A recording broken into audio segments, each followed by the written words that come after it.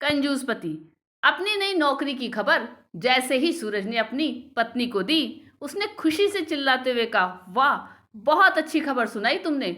मैं शाम को सभी रिश्तेदारों को बुलवा लेती हूँ। माँ और बाबूजी भी बहुत खुश होंगे। सुनकर मैं अभी से तैयारी शुरू कर देती हूँ। तुम शाम तक तो आ जाओगे ना? सूरज ने अपना सर पकड़ लिया। इस औरत को कब समझ में आएगा कि पैसे पेड़ पे नहीं फलते। इस तरह से रिश्तेदारों को बुलाकर खिलाने की क्या जरूरत है? मैं मिठाई लाकर घर वालों का मुंह तो मीठा ही करा देता। जल्दी से पत्नी को टोका सूरज ने। नहीं नहीं, अभी किसी को कुछ बताने की जरूरत नहीं। पूरी तरह से पक्की हो जाए यह नौकरी, फिर बुला लेना सभी को। सविता को अपने पति की मंशा समझते देर न लगी।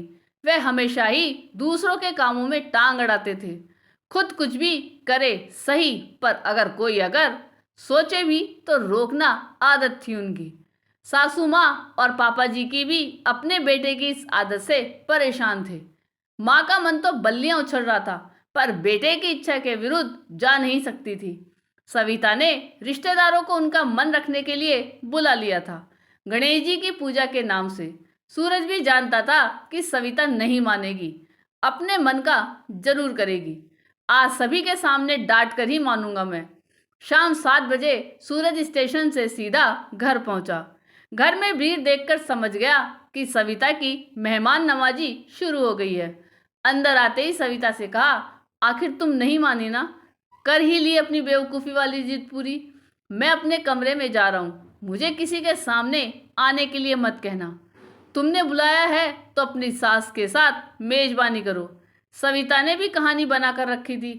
पहले से ही पानी देकर बोली, हाँ हाँ, तुम कमरे में जाकर आराम करो, मैं चाय भिजवाती हूँ। आज तुम्हारी नौकरी के साथ ही ताई जी की बेटी की भी विदेश में नौकरी लगी है। सारा परिवार माँ पापा के पास मिलने आ रहा था और गणेश जी की आरती में भी रहना चाहते थे। मैंने पूड़ी सब्जी और हलवे का भोग लगाया है आज। वही प्रसाद सभी लेंगे। तुम्हारे नौकरी की पार्टी के बारे में किसी को पता भी नहीं चलेगा। मैंने किसी को कुछ नहीं बताया। तुम निश्चित रहो। अब तो सूरज का पारा और चढ़ गया। ताई जी की बेटी की नौकरी लगने की खुशी मनाएंगे सब, और उसे जो इतना अच्छा अवसर मिला है, इसकी खुशी नहीं है किसी को। नहाकर सूरज ने नया कुर्ता पायजामा मांगा। सविता की नियोजित धारणा सच हो रही थी। तुरंत कुर्ता पायजामा निकाल कर दिया। सूरज जल्दी से बैठक में आया, जहां गणेश जी की आरती कर रहे थे बाबूजी। सूरज को देखकर माँ और बाबूजी ने हर्ष मिश्रित कोई भी प्रतिक्रिया नहीं दी। सूरज ने अहम के पर यह तो वार हुआ। ताई जी, उनका बेटा बेटी सभी आरती करने लगे। सविता सूरज का हाथ पकड़कर साथ में आरती करने लगी। प्रसाद वितरण के साथ ही ताई जी ने अपने हाथों से बने मूंग दाल के हलवे का भोग भी चढ़ाया। सभी गरम गरम खाने का स्वाद ले रहे थे और ताई जी की बेटी को बधाई दे रहे थे। सूरज अपने आप को अपमानित महसूस करने लगा। अब सविता को चुपचाप बोला, आज मेरी नौकरी की खुशी की जगह ताई जी की बेटी की नौकरी लगने का जश्न मनाया जा रहा है। सविता ने कहा, तुमने ही तो मना किया था मुझे, मैंने नहीं बताया किसी को। मेरा तो सुबह से मन नाच रहा था सभी के साथ तुम्हारी नई नौकरी को सेलिब्रेट करने का। तुमने मना कर दिया और ताई जी ने यहाँ आने का मन बना लिया, इसलिए एक छोटी सी पार्टी गणपत जी को दे दिया। मैंने वैसे अगर तुम चाहो तो बता सकते हो सभी को। सूरज चाह तो रहा था, पर बिदक कर बोला, नहीं नहीं, मैं क्यों बताऊं, तुम चाहो तो बता दो। सविता की यही योजना थी। टेबल पर खाते हुए सभी लोगों से बोली, यदि प्रसाद खाना हो गया हो तो एक खुशखबरी सुनाऊं आप सभी को। सास ससुर तो जानते थे, ताली बजाने लगे। सविता घर में बने सारे व्यंजन जो सुबह ही गणपत जी को चढ़ा दी थी लेकर आई। बोली, आज सूरज जी को भी नई नौकरी मिली है, मुंबई में बहुत अच्छा पैकेज है, घर भी मिलेगा। आप सभी उन्हें अपना आशीर्वाद दीजिए। ताई जी को भी सविता ने बता दिया था पहले ही। एक चांदी की चैन में गणेश जी का लॉकेट लगाकर सूरज को पहनाया। उनकी बेटी ने घड़ी गिफ्ट की। सास ससुर ने सूरज की पसंद का सारेगामा कारवा खरीदा था, वही दिया। सूरज बहुत खुश हुआ आज।